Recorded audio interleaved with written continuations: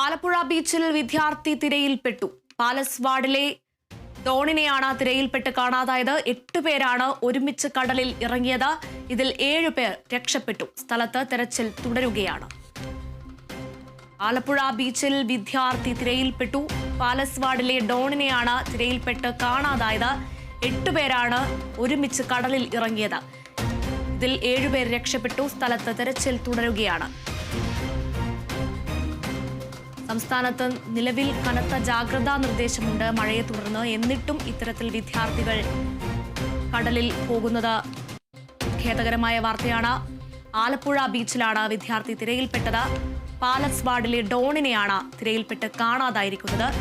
8 പേർ ഒരുമിച്ച് കടലിൽ ഇറങ്ങി. ഇതിൽ 7 പേർ രക്ഷപ്പെട്ടു. നിലവിൽ സ്ഥലത്ത് തെരച്ചിൽ ഊർജിതമാക്കിയിരിക്കുകയാണ്.